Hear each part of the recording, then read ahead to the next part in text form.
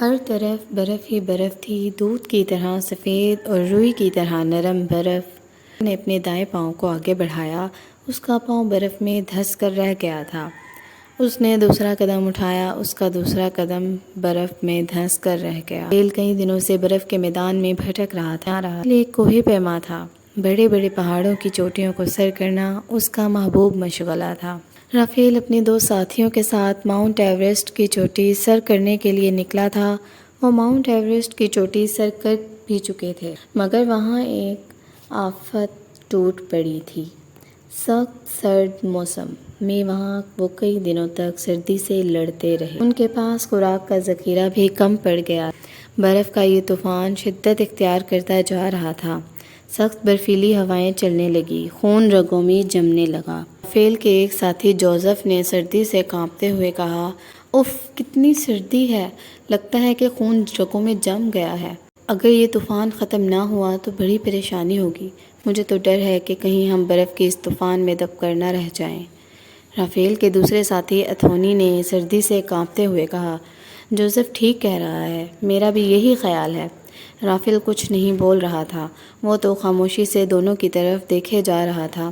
اس کے چہرے پر بھی پریشانی تھی۔ وہ جانتا تھا کہ برف کا یہ طوفان بڑا ہی شدید ہے۔ اگر یہ طوفان اسی طرح چلتا رہا تو ان میں سے کوئی بھی زندہ نہیں بچ پائے گا۔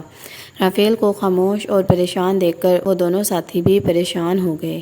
وہ جانتے تھے کہ رافیل بلا وجہ خاموش نہیں رہتا۔ اس کے خاموشی کے پیچھے یقیناً کوئی بڑا طوفان چھپا ہوا ہے۔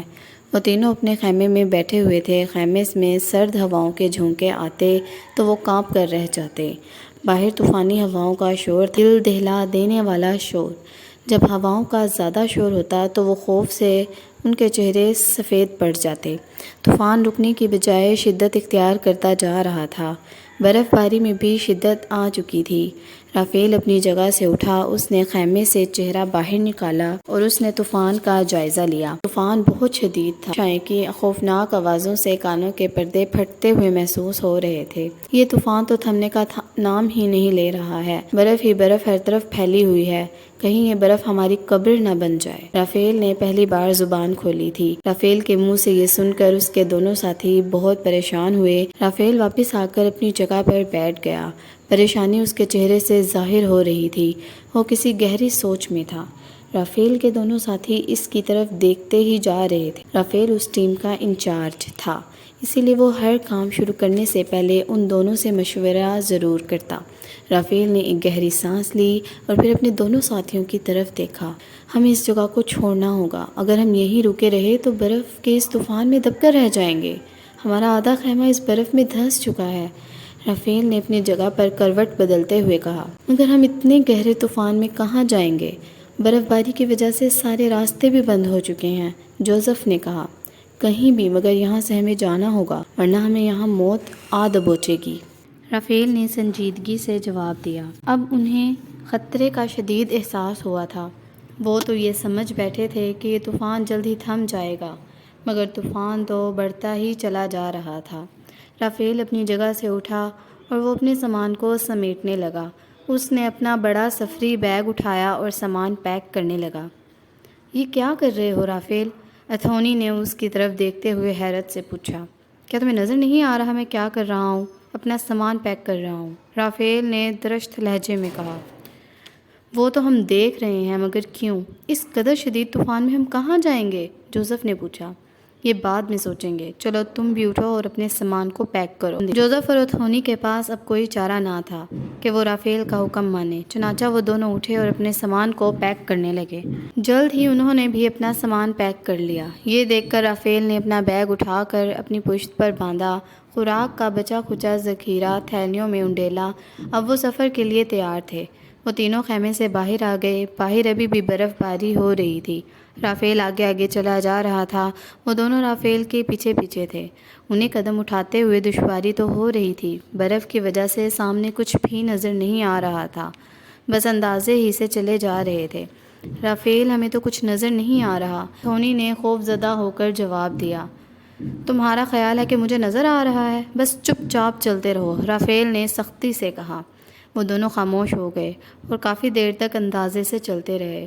پھر اچانک اتھونی کی چیخ گونجی، دونوں نے پلٹ کر دیکھا مگر اب مکمل خاموشی تھی، انہیں کچھ نظر نہیں آ رہا تھا۔ انہوں نے چلا چلا کر اتھونی کو آوازیں دی مگر اتھونی نے کوئی جواب نہ دیا۔ وہ دونوں بہت خوف زدہ ہوئے اور دونوں گھبرا گئے کہ اتھونی کہاں چلا گیا، اس کے ساتھ کوئی حادثہ پیش آ گیا۔ انہوں نے ہاتھ بڑھا کر ادھر ادھر ٹٹول کر دیکھا، اتھونی تو کہیں بھی نہیں تھا۔ اب تو رافیل کا چہرہ بھی خوف سے سفید پڑ گیا تھا، اسے کچھ سمجھ نہیں آ رہا تھا کہ وہ کیا کرے۔ اتھونی ان سے بچھڑ چکا تھا۔ وہ دونوں بوجھل قدموں سے چلتے ہوئے آگے بڑھنے لگے، خوف سے ان کے جسم کانپ رہے تھے۔ وہ سوچنے لگے کہ اتھونی کے ساتھ کیا حادثہ ہوا ہے، پتہ نہیں اب وہ اس دنیا میں ہے بھی یا نہیں۔ یہ سوچ کر ان کے جسموں میں جھرجھری طاری ہو گئی۔ برف کا طوفان اب بہت کم ہو چکا تھا، اب انہیں کچھ نظر آ رہا تھا، بالکل دھندلا دھندلا۔ وہ اس دھندلی روشنی میں آگے بڑھتے جا رہے تھے۔ اچانک انہیں عجیب سی آواز سنائی دی، دونوں بوکھلا اٹھے۔ انہوں نے دھندلی روشنی میں ادھر ادھر دیکھا مگر انہیں کچھ دکھائی نہیں دے رہا تھا۔ برف کا طوفان آہستہ آہستہ تھم رہا تھا، اب روشنی بڑھتی جا رہی تھی۔ کچھ ہی دیر بعد برف باری بند ہو گئی، مطلب بھی صاف ہو گیا، اب ہر چیز صاف نظر آنے لگی تھی۔ انہوں نے دیکھا کہ ہر طرف برف ہی برف ہے۔ انہیں ایک بار پھر سے عجیب سی آواز سنائی دی۔ انہوں نے چونک کر ادھر ادھر دیکھا مگر وہاں تو ان دونوں کے سوا اور کوئی بھی نہ تھا۔ اب احتیاط سے آگے بڑھ رہے تھے کہ شاید کہیں خطرہ ہے، مگر کیا؟ یہ بات ان دونوں کی سمجھ میں نہیں آ رہی تھی۔ جوزف جو رافیل کے پیچھے پیچھے چلتا آ رہا تھا، اس نے دیکھا کہ زمین پر پھیلی ہوئی برف پھٹی اور اس میں سے بہت ہی عجیب و غریب جانور باہر آئے، چھوٹے چھوٹے اور خوفناک جانور، دانت نکلے ہوئے۔ جوزف انہیں دیکھ کر خوف سے وہیں رک گیا، اس کے حلق سے بھی آواز نہ نکل سکی۔ اس نے چیخنا چاہا مگر آواز اس کے حلق میں گھٹ کر رہ گئی۔ وہ جانور تیزی سے جوزف کی طرف بڑھے، جوزف کی آنکھیں خوف سے پھیل گئیں۔ ان درندوں نے جوزف کے پاؤں دبوچے اور اسے تیزی سے اپنی طرف کھینچنے لگے۔ اس لمحے جوزف کے حلق سے ایک چیخ نکلی۔ رافیل نے جب پیچھے مڑ کر دیکھا، جوزف کی ایک لہر اس کے جسم میں اترتی چلی گئی۔ پھر وہ ہمت کر کے آگے بڑھا مگر اتنی ہی دیر میں وہ برف کے درندے جوزف کو برف کے اندر کھینچ چکے تھے۔ رافیل دیوانوں کی طرح آگے بڑھا مگر اتنی ہی دیر میں جوزف برف کے اندر غائب ہو چکا تھا۔ رافیل برف پر لیٹ گیا، وہ دیوانوں کی طرح برف کو کھودنے لگا مگر جوزف اسے کہیں بھی نہ ملا۔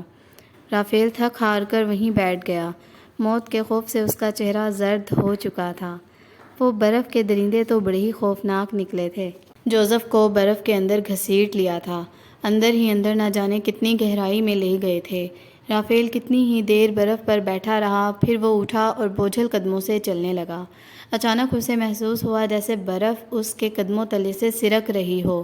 اس نے چونک کر اپنے قدموں کی طرف دیکھا مگر اس وقت بہت دیر ہو چکی تھی۔ اس کے قدموں کے پاس سے برف کے درندے نمودار ہوئے اور رافیل کو کھینچنے لگے۔ رافیل بہت ہی زیادہ خوف زدہ تھا، اس نے چیخو پکار کی اور غصے سے باہر کی طرف نکلا۔ اس کا پاؤں زخمی ہو چکا تھا، وہ آنکھوں میں آنسو لیے رافیل لنگڑاتا ہوا بھاگ رہا تھا۔ وہ اچانک سے کسی چیز سے ٹکرایا اور لڑکتا پہاڑ سے نیچے گر پڑا اور وہ گرتے ہی بے ہوش ہو گیا۔ تھوڑی دیر بعد جب رافیل کی آنکھ کھلی تو اس نے مدد کے لیے پکارا۔ کچھ دیر بعد کچھ لوگ گزر رہے تھے جنہوں نے رافیل کو دیکھ کر اس کی مدد کی اور اس طرح سے رافیل کی جان بچ چکی تھی، لیکن اس نے اپنے 2 ساتھی کھو دیے تھے۔ اسے اس بات کا بہت ہی افسوس تھا اور جب بھی وہ اپنے زخمی پاؤں کو دیکھتا پرانی یادیں تازہ ہو جاتی اور وہ خوف سے کانپ جاتا اور وہ یہی سوچتا کہ نہ جانے میرے دوست کہاں چلے گئے ہیں۔ آج کے لیے یہ اتنا ہی، سٹوری اب مکمل ہو چکی ہے اور ملتے ہیں نیکسٹ ویڈیو میں۔ سبسکرائب کر دیں، بیل آئیکن کو پریس کر دیں، لائک کر دیں، شیئر کر دیں اور کومنٹ ہو سکے تو کر دیجیے گا۔ ملتے ہیں نیکسٹ ویڈیو میں۔ اللہ حافظ۔